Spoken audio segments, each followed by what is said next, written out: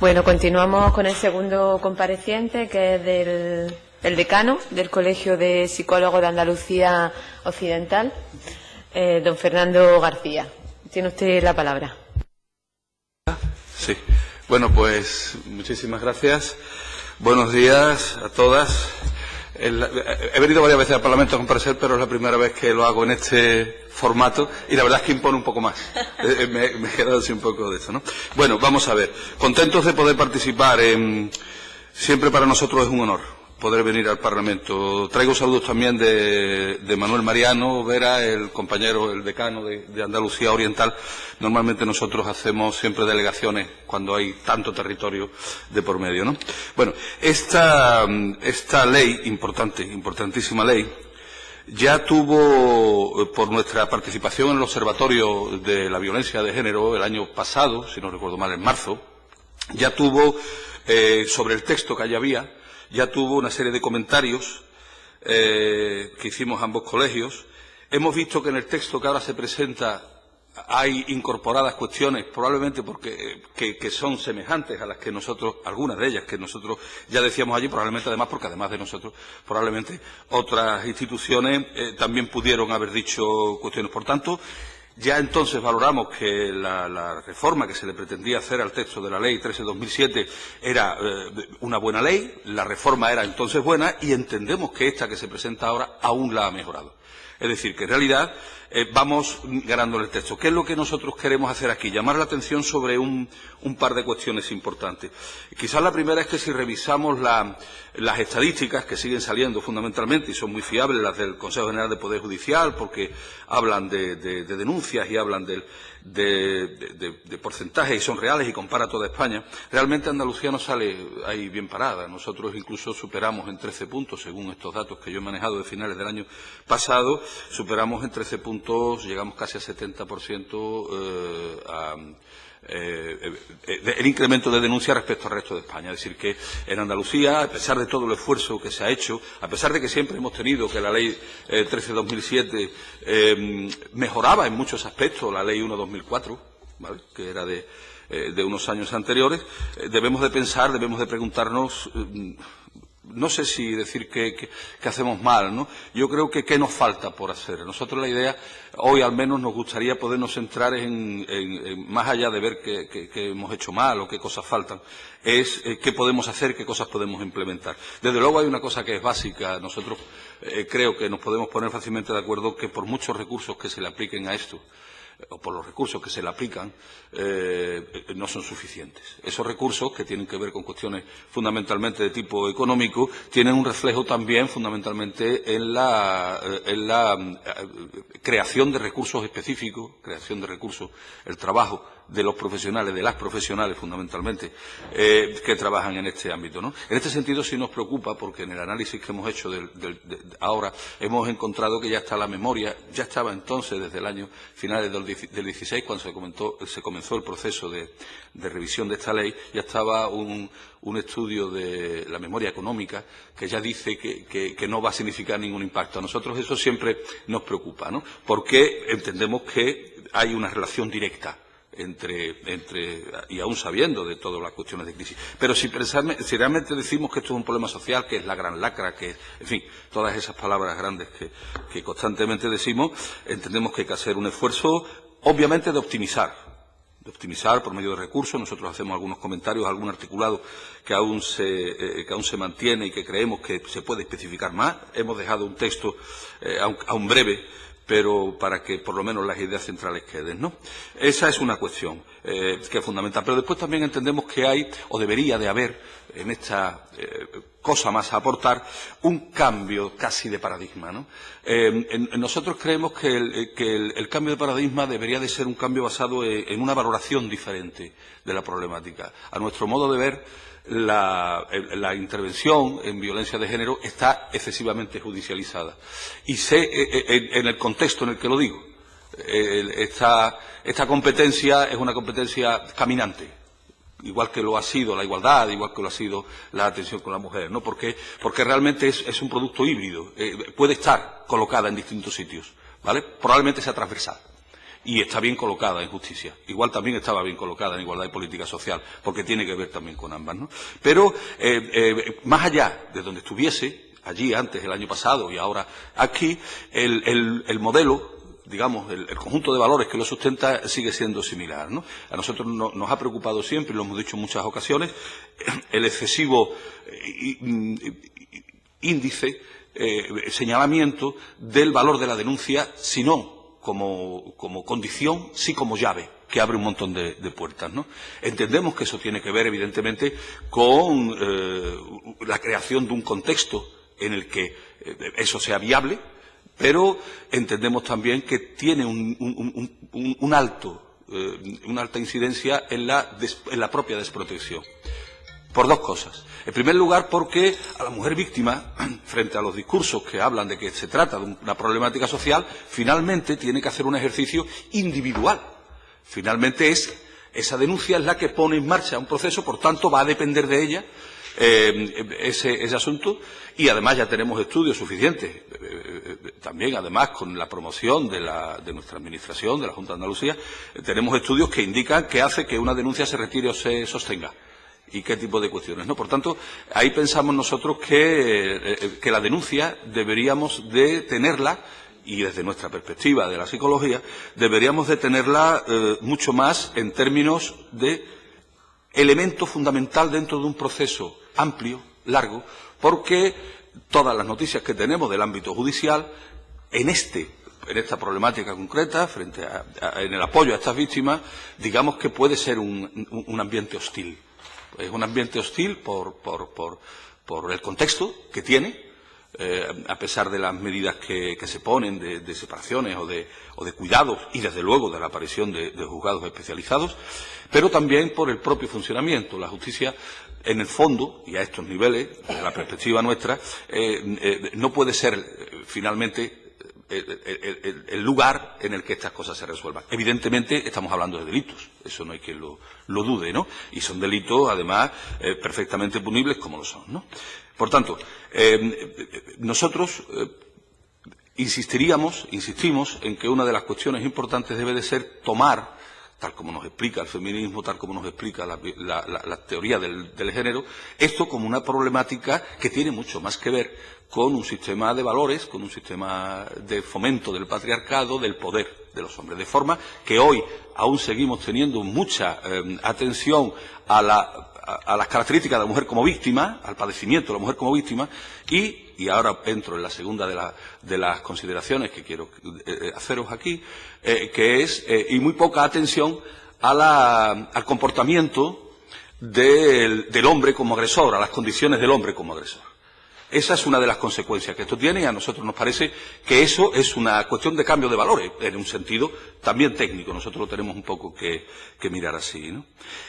En consecuencia a esto, nosotros entendemos que, además de aplicar más recursos, y cuando digo aplicar más recursos, no solo es una cuestión de poner dinero, también de optimizar, de hacer que lo que hay funcione mucho más y se integre. Después diré alguna idea sobre esto. Lo segundo es realmente mirar, incluir en la ley un capítulo, un texto, un título, en fin, eso sabréis mejor cómo hacerlo, que se refiera concretamente al tema de tratamiento de hombres. No solo de tratamiento de hombres asesinos, sino a potencialmente agresores, a hombres potencialmente agresores. Si creemos realmente que se trata de un problema que trasciende el hecho en sí de la relación, aunque está basado en ella, y que se sostiene por medio de los valores que socialmente son los predominantes, debemos de ser capaces también de identificar modelos de comportamiento que sean susceptibles de un abordaje, de un tratamiento, no solo desde una prevención primaria, en un sentido genérica, de esos programas que fomentan la igualdad entre hombres y mujeres, que se hacen en la escuela, que se hacen tal, sino también identificando conductas que puedan ser incipientes o no, que van a tener que ver muchas veces con la denuncia que muchas mujeres vienen a preguntar, o a hacer denuncias no, sino que vienen a consultar si esto que les está pasando es una cosa que tiene que ver. Eso, cualquiera que esté cerca de las víctimas sabe que muchas mujeres vienen a preguntar porque es difícil de identificar. Una de las cuestiones que los agresores deben tener en común es que entienden que esto que ellos hacen es normal. Y entonces, poder atender eso. poder atender eso de alguna manera. Hay, en consecuencia también, además, sacarlo del ámbito penitenciario. Es verdad que poco a poco van promoviéndose programas de trabajo dirigidos a hombres potencialmente maltratadores. A veces nosotros llamamos hombres con problemas con el género, hombres con problemas de género, que están fuera del ámbito. Sin embargo, donde más se ha avanzado es en las medidas de tratamiento que tienen que ver, o que están dentro de la égida de todo lo que es instituciones penitenciarias. Sustituciones de pena, es decir, todo gira en torno precisamente a ese esquema de valores que tiene que ver con el delito, que lo es, por supuesto, no voy a insistir en ello más, ¿no? Pero podríamos hacerlo. A resultas de esto, deberíamos de pensar en incluir también en la ley un texto que definiese, que explicitase más una importante labor de acompañamiento a la mujer víctima. Existe ya en el texto, este texto ha mejorado mucho y eso existe, pero aún está lejos de cómo viene descrito los programas de acompañamiento en el plan en el Pacto de Estado, la medida 113, que define claramente, habla del acompañamiento desde el comienzo. No solo, aquí en esta ley, si mi memoria ahora mismo no me falla, acompañamos a la mujer en todos los aspectos judiciales una vez que haga una retirada de denuncia. Pero nosotros, desde la psicología, entendemos que el proceso de la denuncia, insisto, la idea es un paso más. Y hay mujeres que pueden hacerlo, víctimas que pueden hacerlo el primer día, por decir, y hay otras que tardan 100 días en hacerlo. Y se ha demostrado que el intermedio, lo que sucede ahí, y tiene que ver con los apoyos, tiene que ver con los apoyos, además, que tienen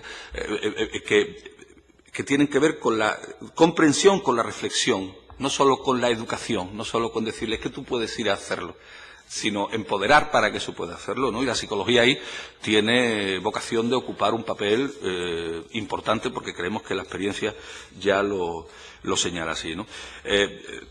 Finalmente, voy a ir terminando ya, quizás una cosa que sí nos interesa en el artículo 3º, punto 4, donde se habla de qué se va a considerar la violencia ejercida, a nosotros nos parece que la violencia vicaria debe de tener un lugar.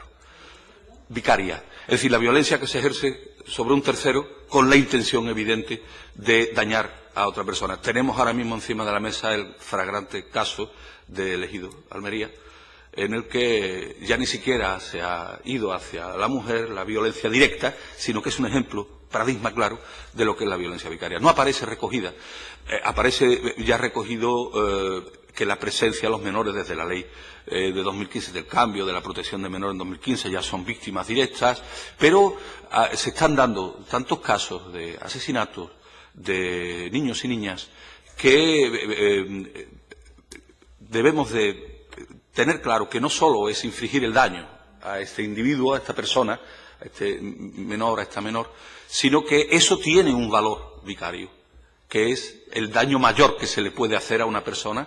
Y en Andalucía tenemos algunos casos que son como muy llamativos, ¿no? Y eso es incluirlo. No sé si es el N o el ñ, quizás sea ya de las partidas que hay, y creo que eso mejoraría, ¿no? Todo aquello en que la ley se hable de plazos debería de venir recogido. ¿Qué plazo le damos? Porque desarrollará instrumentos, por ejemplo, ¿no? El artículo 7, nosotros creemos que es conveniente que haya un compromiso del legislador cuando se dice eso. Hay quien piensa, y yo coincido, que una de las herramientas que más influye en el comportamiento de los seres humanos es el BOE, y por extensión el BOJA. Es decir, los boletines oficiales tienen capacidad de influir en el comportamiento de las personas, de qué hacemos y qué no hacemos. Tanto los profesionales como, por supuesto, el tema de los usuarios, ¿no? En el capítulo 5 del título 1 nos llama mucho la atención que no aparezca sustantivada la formación a profesionales de los servicios sociales.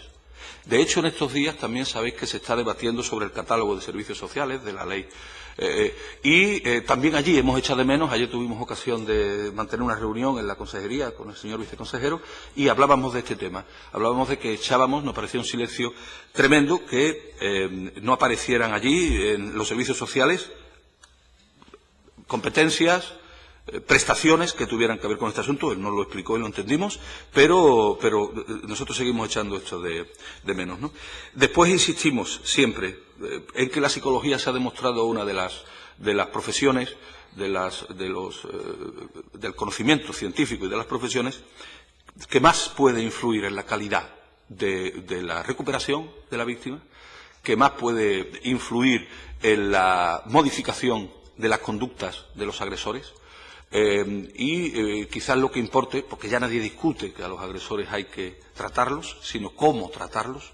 Quizás lo más importante es que iniciemos en eso un camino que ya no tenga vuelta atrás y que realmente nos coloque también en un universo mucho más también europeo, que donde hay también muchas experiencias que nos pueden servir, ¿no? Y finalmente hacer protocolos de coordinación. Cuando hablemos de coordinación, por favor, protocolicémoslo. Una de las cuestiones que más ha caracterizado las prestaciones sociales en su conjunto, sean desde el ámbito este o sean desde otro, es que les cuesta trabajo encontrar sitio entre los sistemas que están muy anclados en la organización social en la que estamos.